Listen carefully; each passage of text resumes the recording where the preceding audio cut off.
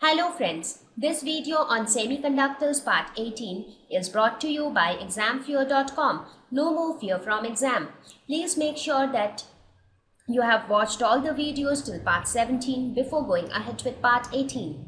So let us try to solve some problems based on whatever we have studied so far.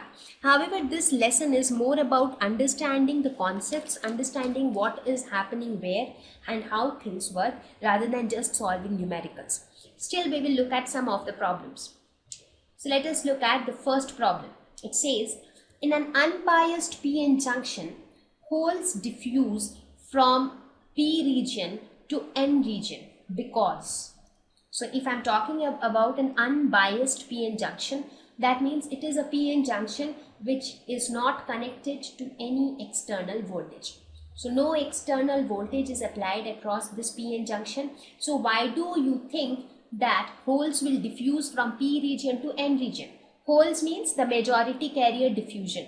So why does the diffusion of majority carrier takes place? I have already mentioned that they diffuse because of the difference in concentration, because the concentration of holes in p region is very high and the concentration of holes in n region is very low. So that is why holes diffuse from p region to n region. So which is the correct option? Hole concentration in p region is more as compared to the n region.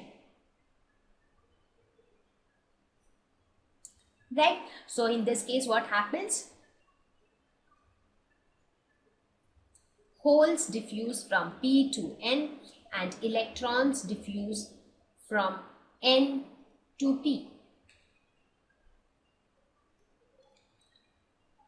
Let us look at problem 3.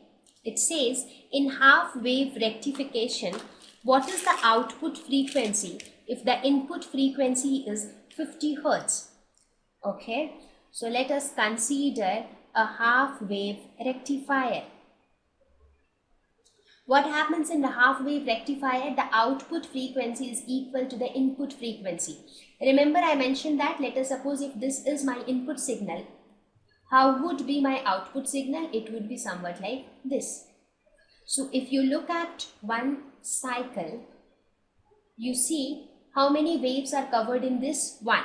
How many waves are covered in this? 1. So the frequency of output is equal to the frequency of input. So output frequency will be equal to input frequency, that is 50 Hz.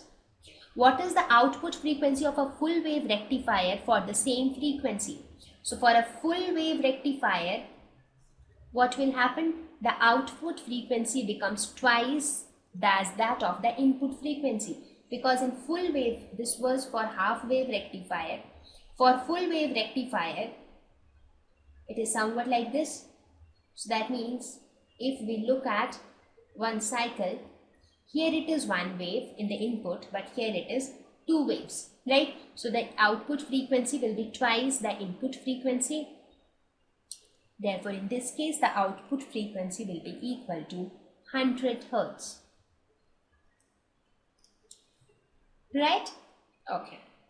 Let's look at the next problem.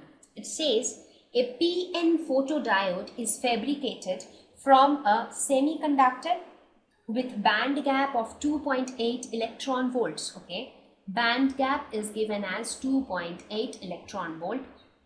Can it detect a wavelength of 6000 nanometers? Okay, so we have to see whether an energy band gap or an energy gap of 2.8 electron volts detect a wavelength of 6000 nanometers. So what was a photodiode? It was a device which is used to detect optical signal. So that means the band gap, what is band gap? Band gap is nothing but it is an energy. So this energy can be written as h nu, which can be written as hc by lambda, right? So from this we can calculate the value of lambda. So what will be the value of lambda? It would be hc divided by eg, which comes out to be 6.67 into 10 to the power minus 34 into 3 into 10 to the power 8 divided by 2.8 electron volts. So we can convert it into joules as 2.8 into 1.6 into 10 to the power minus 19 joules. So this can be written as this. So this comes out to be, so in this case, what do we get? The value of wavelength, it comes out to be around 4.46 into 10 to the power minus 7 meters. So we see that the wavelength associated with the energy gap comes out to be this much. Now, if you look at this wavelength which is asked in the problem, how much is 6000 nanometers? It is nothing but 60 into 10 to the power minus 7 meters, right? So if you compare this wavelength with this wavelength, what do you see? This wavelength is greater than this wavelength. Therefore, 6000 nanometer can't be detected by this photodiode because the wavelength is greater than what it can detect, right? Okay, so let us look at the last problem of this section. It says that in an intrinsic semiconductor, the energy gap Eg is 1.2 electron volts. Its hole mobility is much smaller than electron mobility and independent of temperature. What is the ratio between conductivity at 600 Kelvin and that at 300 Kelvin? Assume that the temperature dependence of intrinsic carrier concentration is given by Ni is equal to N naught e to the power minus Eg divided by 2 kb into T. What is kb? Kb is nothing but Boltzmann constant. So here the problem itself says that if I tell you that intrinsic concentration, it varies with temperature by this relation. In that case, we have to find out the ratio between conductivity at 600 Kelvin and conductivity at 300 Kelvin. So what is the energy gap? It is 1.2 electron volts, that is 1.2 into 1.6 into 10 to the power minus 19 joules. Now also given in the problem, Ni is equal to N naught e to the power minus Eg divided by kb into T, right? Now at T is equal to 300 Kelvin. What would be intrinsic carrier concentration? Let me call it as Ni1.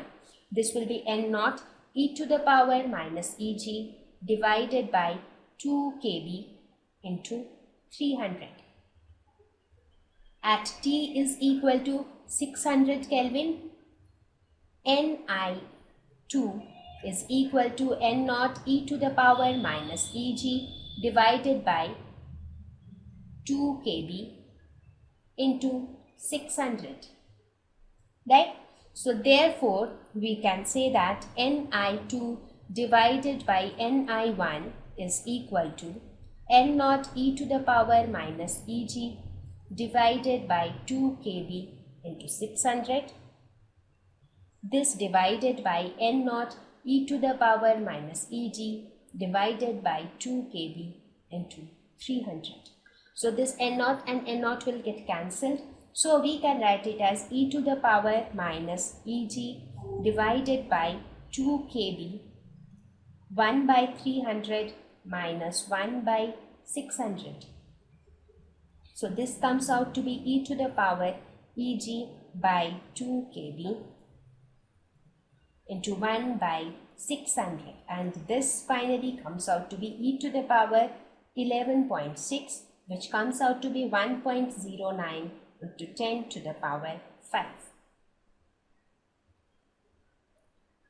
So this comes out to be the ratio between the conductivity at 600 Kelvin and 300 Kelvin. So here we have put the value of Eg as this, and Kb. What is Kb? Kb is Boltzmann constant, which is 8.62 into 10 to the power minus 5 electron volt per Kelvin. Or if you want to write it in Joule Kelvin, then divide it by 1.6 into 10 to the power minus 19. Thank you. Please visit examfear.com to watch free educational videos, try free online tests, get the best quality study materials, study from the best tutors and mentors, and much more. Thank you once again.